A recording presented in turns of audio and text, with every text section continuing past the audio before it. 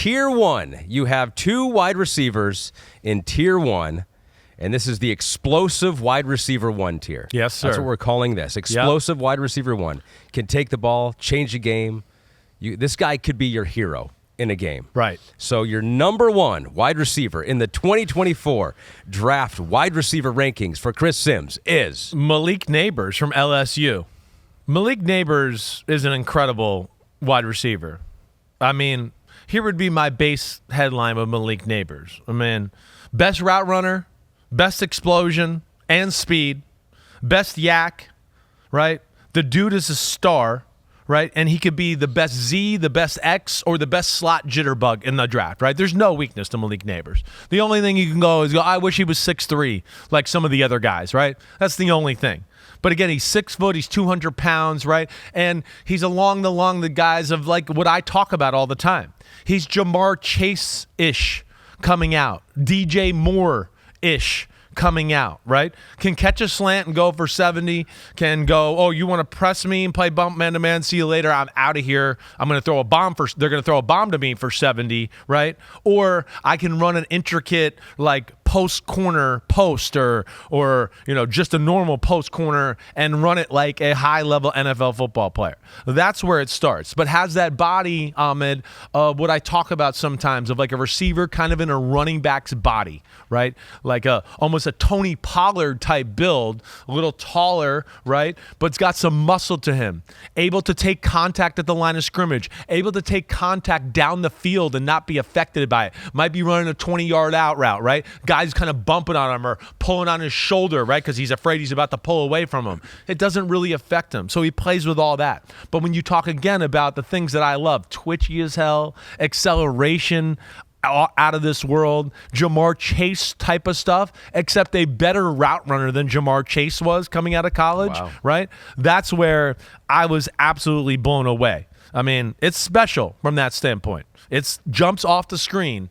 And I didn't, I watched Nabers probably 4th or 5th out of the group, right, as I went through it. And I mean, just right away, I was like, whoa, I didn't realize he can accelerate like that. Whoa.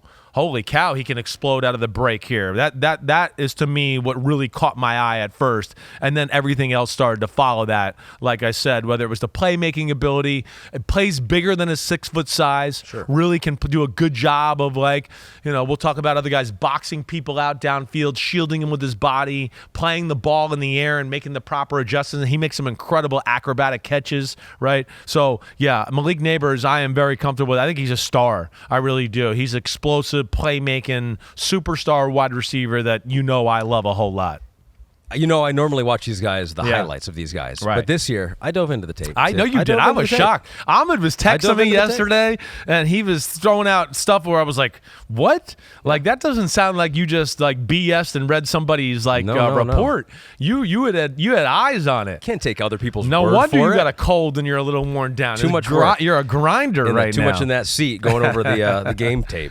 So yeah, for Malik Nabers, I think those two things you said are pretty obvious when you watch him. Yeah. And all of his great plays especially is that he can plant the foot and he's gone. He separates and he's in the SEC too, so you figure those everybody DBs you're probably seeing him have against. speed. Exactly right. But also forces a lot of missed tackles, plays with physicality, so can do both of those things. No doubt, right? That's where that running back build, he runs through a lot of arm tackles, right? Makes cuts, people are right there. They think they got a hold of him, he breaks through it, right? Those to me are things that definitely translate to the NFL. We know speed and explosion do, right? But the game's going to be tighter in the NFL. The guys are better, right?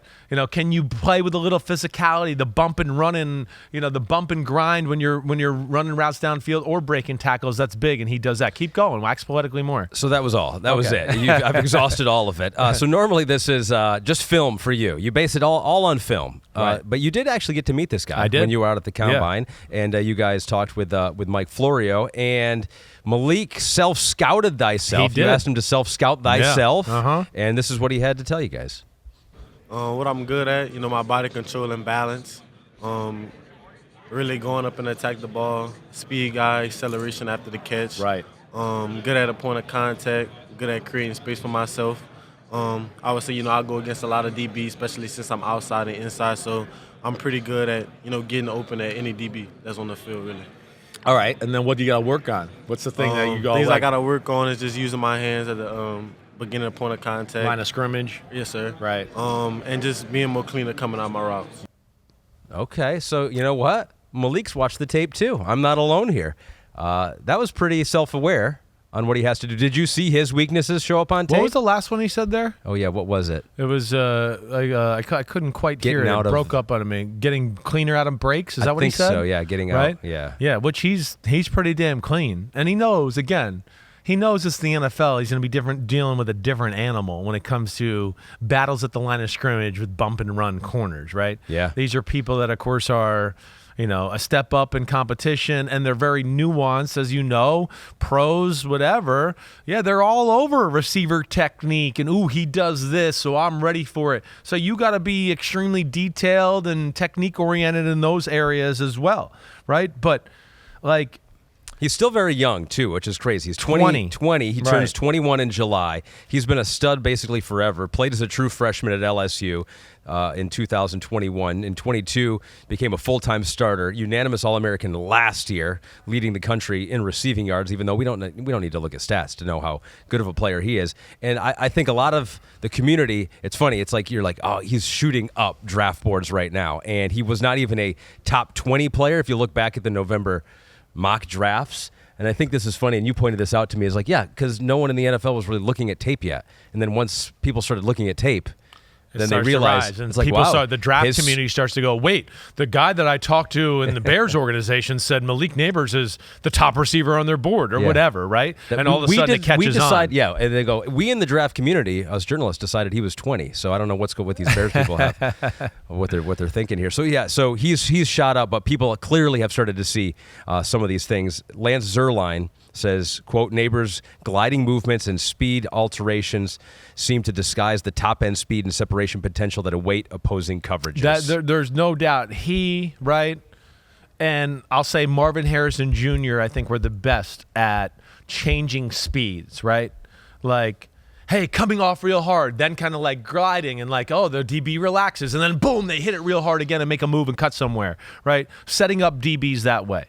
But I look at Nabers and then just go, man, there's nothing there to look at. That's a weakness, right? I mean, we know he can be a burner, jitterbug, awesome, physical, right? He's the best route runner in the draft. He's strong with the ball in his hands. Like you said, he runs hard. He's the best at getting off the ball versus bump and run, man-to-man releases, right? He's the best there. I'm not going to say the best with back shoulders and contested catches, but he's really good. He's right up there at the top in the conversation, right?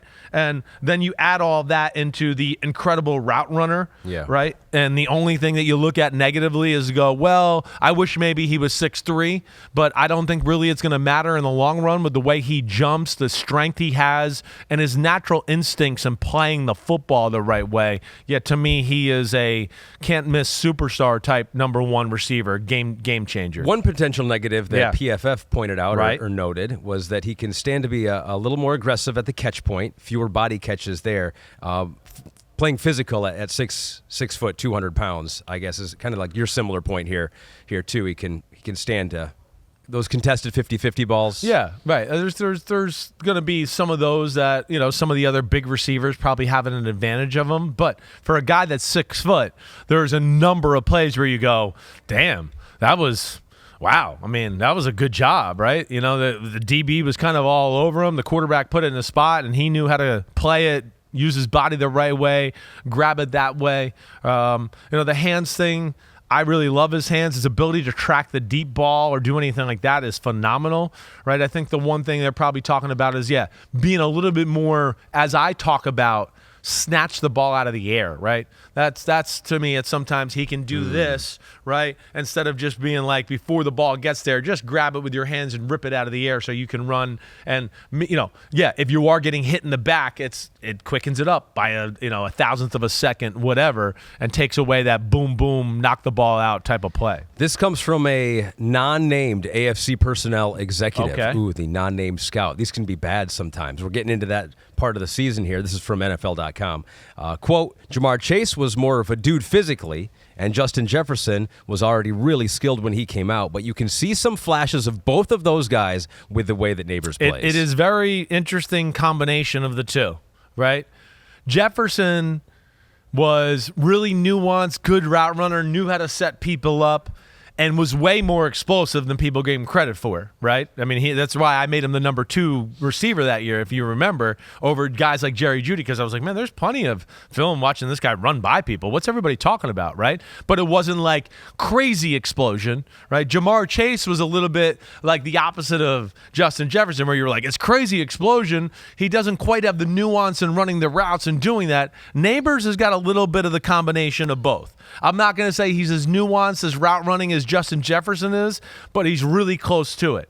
And as far as the explosion with Jamar Chase, again, it's really close to it. I maybe would give Jamar Chase a little bit of an edge there, but it's not by much. So that's where I look at Nabers and I look at it and go, wow, you got like the best of all 3 worlds here with this guy, right? You can get him off the line of scrimmage, bring him in motion, and he can run, intricate type of what I call Z routes where you might fake the shallow cross and then come back out, do stuff like that, right? You can line him up at X and just go, hey, we need you over here like the Bengals do with Jamar Chase. They're either going to W, or if it's man-to-man, we'll throw it to you, right? Yeah. That's what we're going to do. Or they can go, hey, get in the slot and do some Wes Welker, Julian Edelman stuff and read the coverage and be that jitterbug you talked about. And I think he's got all of that in his game, man. I loved watching him. I really did. He is a game changer for you. Game changer. Number no doubt. 1 explosive wide receiver. Yep. Your number 1 wide receiver in the 2024 draft class. Yo, homies, what's up? I know it's the offseason, but it's never the offseason on Chris Simms Unbuttoned. Me and Ahmed Fareed are going to be here for it all. We got free agency. We're going to break it all down. The draft, the rankings of positions. Of course, we're going to unpack it all. Hit subscribe, get to my free agency reactions, 2024 draft rankings, and more. Thanks again for watching. Peace out, homies. See you soon.